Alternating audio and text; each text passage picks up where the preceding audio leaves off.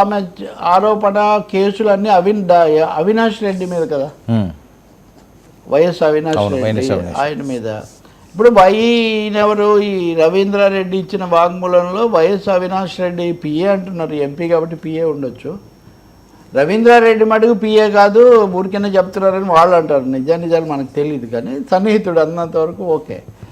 ఈ పిఏ పాత్ర కూడా ఉందని అతను చెప్పాడు వాంగ్మూలంలో అని మీరు కూడా విని ఉంటారు. సో దాని ఆధారంగా ఆమె ఇంతకుముందు నేను చెప్తే మీరు వినలేదు, వాళ్ళకు సంబంధం ఉంది అని కదా. ఇప్పుడు అంటే పోలీసుల వెర్షను లేదా తెలుగుదేశం అనుకూలమైన వాళ్ళు చెప్పే ప్రకారం భారతి పిఏను అరెస్ట్ చేస్తే అతను అవినాష్ రెడ్డి పిఏ ఓకే నా ప్రభావం కూడా ఉందని అతను చెప్పాడు. కాబట్టి ఆ విషయాన్ని మీరు మరింత లోతుగా దర్యాప్తు చేయాలి అని ఆమె ఇప్పుడు కోర్టుకు వెళ్తారు. వర్రి రవీంద్రారెడ్డి అవును కాదని అంటున్నారు కదా వీళ్ళు కాదంటున్నారు. నేను అంటున్నాను, మీరు నా వాక్యాలు పోలీస్ వెర్షన్ తెలుగుదేశం అనుకూలమైన శక్తుల వెర్షన్ ప్రకారం అని నేను అంటున్నాను అంతే, నేను అంటలేదు వాళ్ళు చెప్పే ప్రకారం. ఆ పేరు అక్కడక్కడే రొటేట్ అవుతుంది కాబట్టి దాని ఆధారంగా ఆమె కోర్టుకు వెళ్తున్నట్టున్నారు. రెండవది, ఇప్పుడు ఇక్కడ ఇది ఇప్పటివరకు అసభ్య వరకే ఉంది, అసభ్య పోస్టులు ఆరోపణ. నిజంగా సునీత మీద వీళ్ళు హీనంగా దారుణంగా కూడా పెట్టారు. నన్ను కూడా తిట్టారు 2 సార్లు నేను మాట్లాడుతూ, వాళ్ళ వెర్షన్ ఆమె వాదనలో ఈ అర్థం ఉంది అని ఇవన్నీ చెప్తే. కానీ ఇప్పుడు ఆమె ఇది హత్య కేసుకు కూడా అవినాష్ రెడ్డి హత్య కేసు ఆమె ఆరోపణ అక్కడే కదా, వివేక హత్య కేసు వైపు కూడా ఇది డాక్టర్ సునీత రంగంలోకి వచ్చి ఆరోపణ చేస్తే ఆ కేసు కూడా ఇప్పుడు లింక్ అయ్యే ఒక అవకాశం ఉంది.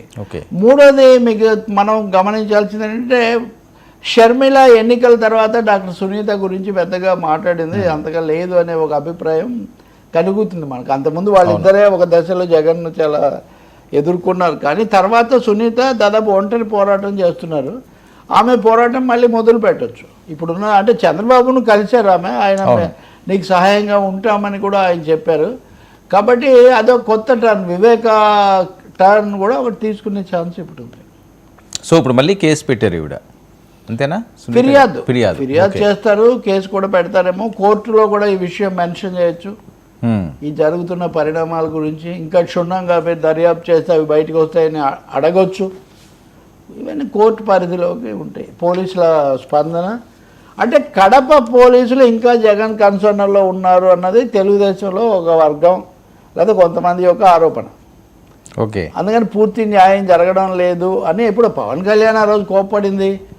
మంత్రివర్గంలో కూడా దాని మీద కొంత చర్చ జరిగింది, అదే కదా. ఆ తర్వాత ఆ పోలీస్ అధికారిని ఎస్పీనే ఆయన కూడా బదిలీ చేశారు.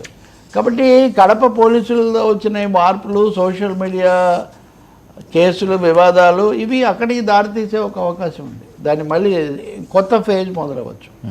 సార్, ఈ సోషల్ మీడియా అన్నది ఇంకెక్కడ క్లోజ్ అయినట్టే సార్? ఇది ఇప్పుడు మొదలైంది, మీరు క్లోజ్ అంటారేంటి?